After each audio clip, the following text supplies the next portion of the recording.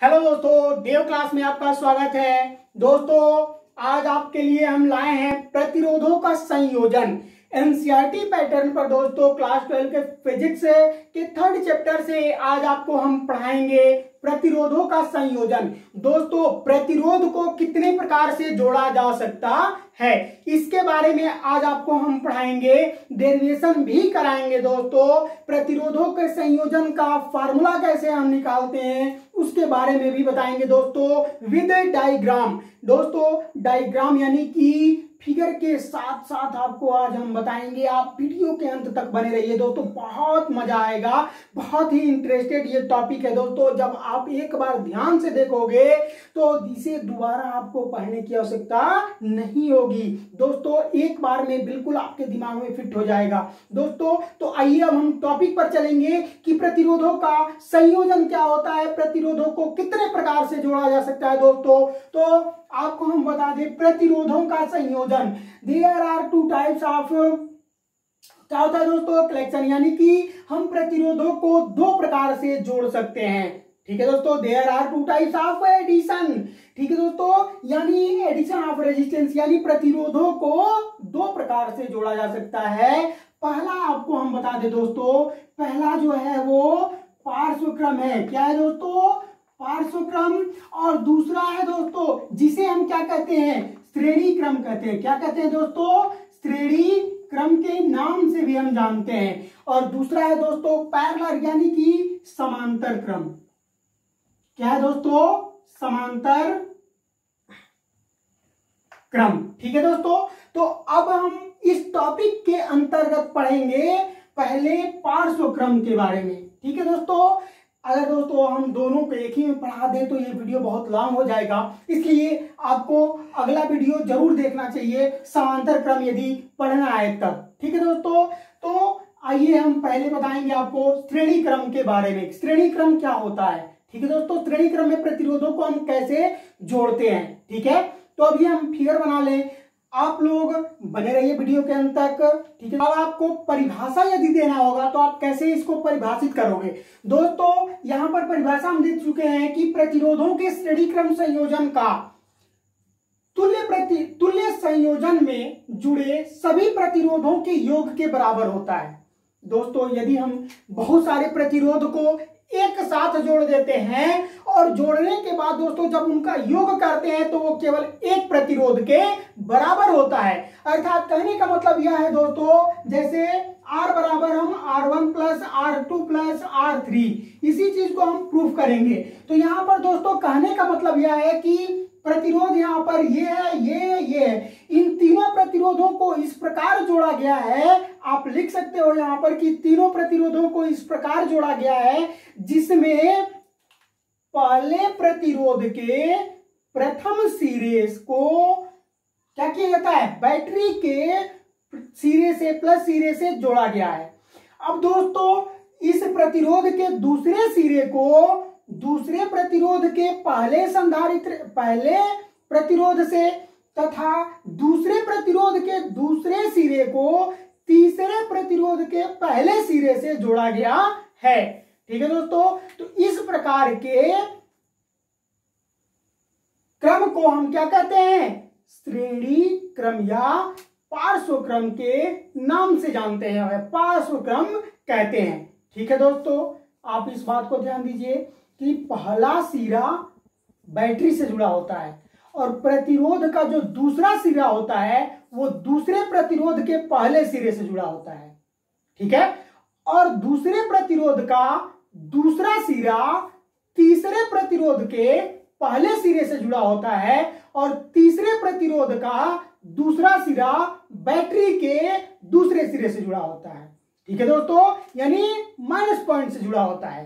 तब जब हम बैटरी के से उसे विभवांतर देते हैं, इसमें जब हम दोस्तों भी विभव देते हैं तो ये सारा विभव जो होता है दोस्तों तीनों प्रतिरोधों में अलग अलग टाइप से कार्य करता है। ठीक है, तीनों प्रतिरोधों में अलग अलग टाइप से कार्य करता है। तो इसको आप लिख सकते हैं कि माना तीन प्रतिरोधों R1, R2, R3 को परस्पर श्रेणी क्रम में जोड़ा गया है। क्या लिख सकते हैं, माना तीन प्रतिरोधों R1, R2 और R3 को परस्पर श्रेणी क्रम में जोड़ा गया है एवं उसे भी विभवांतर दिया गया है। दोस्तों जब भी विभवांतर दिया गया है जिससे उसमें I धारा प्रवाहित होने लगती है, जब इस तीनों प्रतिरोध को हम एक बैटरी से जोड़ते हैं तो दोस्तों इसमें I धारा क्या हो रही है, प्रवाहित हो जा रही है। इसमें एक समान रूप से धारा क्या हो रही है दोस्तों, प्रवाहित हो रही है, प्रवाहित होने लगती है, जबकि इनके सिरों के मध्य विभवांतर V1, V2 और V3 रहता है। दोस्तों आप इस बात को ध्यान दीजिएगा, जब भी श्रेणी क्रम आपके सामने आएगा इस बात को ध्यान दीजिएगा कि उसमें विभव अलग अलग कार्य करता है।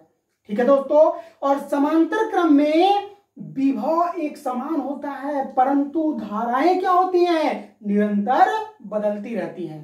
क्या होती है दोस्तों, धाराएं निरंतर बदलती रहती हैं। देखिए यहां पर इसमें विभव बदल रहा है, श्रेणी क्रम में विभव बदल रहा है और धारा एक समान रह रहा है। सारे प्रतिरोधों के अंदर, सभी प्रतिरोधों के अंदर धारा का मान समान है परंतु विपरीत है क्या, विभव, यानी विभवांतर हमेशा विपरीत रहता है और धारा एक समान रहता है। किस क्रम में, श्रेणी क्रम में।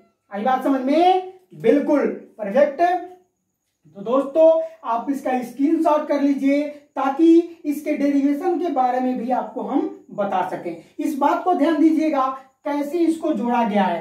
तो एक बार फिर आपको बता दें कि प्रथम प्रतिरोध के पहले सिरे को बैटरी के प्रथम भाग से जोड़ा गया है और दूसरे प्रतिरोध के पहला सिरा प्रथम प्रतिरोध के दूसरे सिरे से जुड़ा है।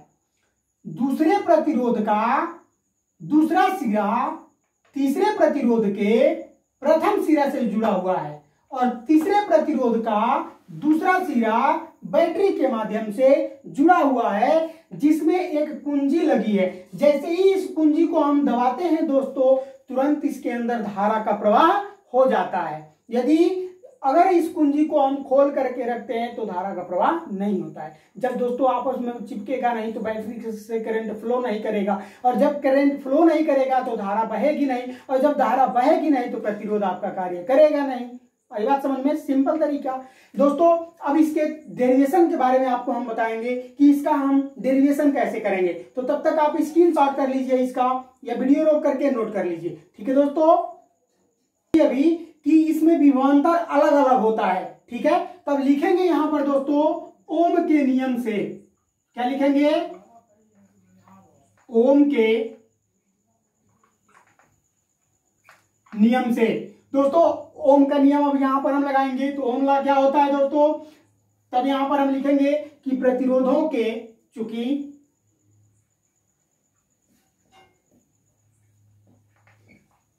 प्रतिरोधों के सिरों पर विभवांतर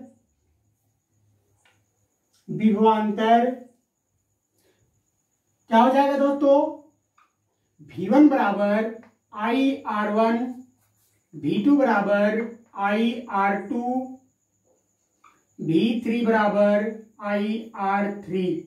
अब आप कहोगे सर जी ये R1, R2, R3 क्या है, तो इन तीनों प्रतिरोधों का क्या है दोस्तों, वैल्यू रखा गया है। ठीक है, तीनों प्रतिरोधों को हम R, R और R, यानी इसको 3, इसको 2 और इसको 1 माना गया है। ठीक है, तीनों प्रतिरोध हमारे हो गए। इसमें धारा दोस्तों समान बह रही है लेकिन विभव क्या है, अलग अलग है। तो हमको विभव ही ज्ञात करना है। ठीक है, तो विभव पहले हम निकाल लेते हैं यहां से। अब ये हो जाएगा आपका समीकरण नंबर 1, इसको कर लीजिए, इसको 2 कर लीजिए, इसको 3 कर लीजिए। ठीक है दोस्तों, अब इन तीनों समीकरणों को आपस में हम क्या करते हैं दोस्तों, जोड़ देते हैं। तो पहले हम निकाल लेंगे यहां पर, अतः संयोजन पे कुल विभवांतर निकालेंगे। संयोजन अतः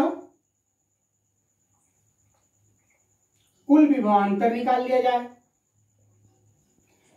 किस पर निकालेंगे, प्रतिरोधों के संयोजन पर टोटल विभवांतर निकालेंगे। तो V बराबर V1 plus V2 plus V3 हो जाएगा।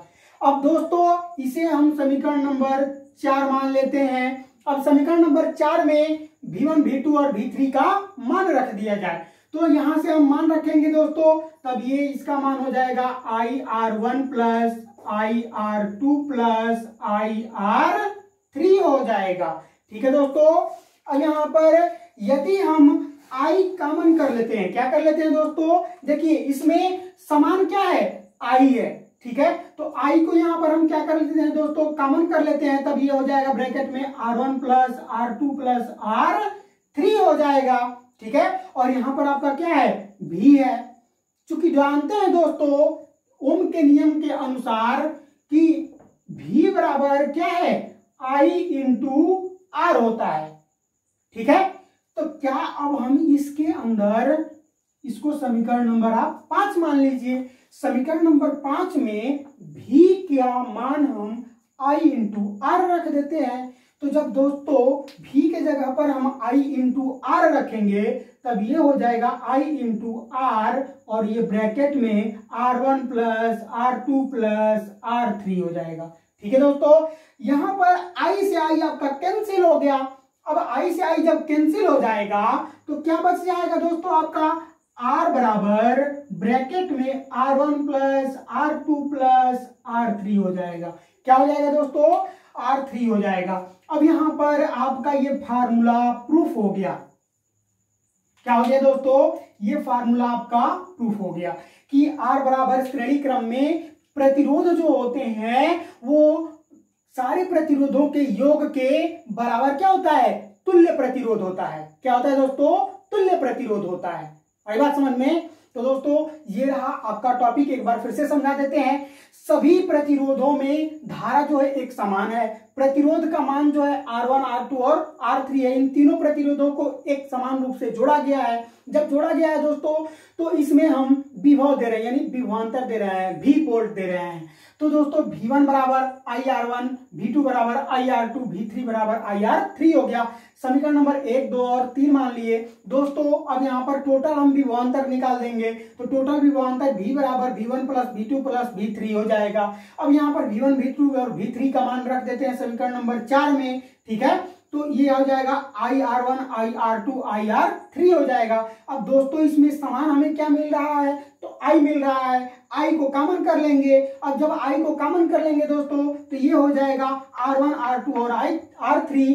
अब दोस्तों आपको हम बताए हैं ओम के नियम के अनुसार कि V बराबर I इंटू R होता है। तो इसके समीकरण के अंदर हम V बराबर I इंटू R रख दिए हैं। अब I से I कैंसिल हो जाएगा, R बराबर क्या हो जाएगा दोस्तों, R1 R2 और R3 हो जाएगा। ठीक है दोस्तों, तो ये रहा आज का आपका टॉपिक। दोस्तों अगर ये वीडियो आप लोगों को पसंद आई है तो इस वीडियो को लाइक करें। हमारे चैनल को सब्सक्राइब अभी तक नहीं किए हैं तो चैनल को सब्सक्राइब कर बेल आइकन का बटन दबा दें ताकि हर नोटिफिकेशन आप तक पहले पहुंच जाए। धन्यवाद दोस्तों।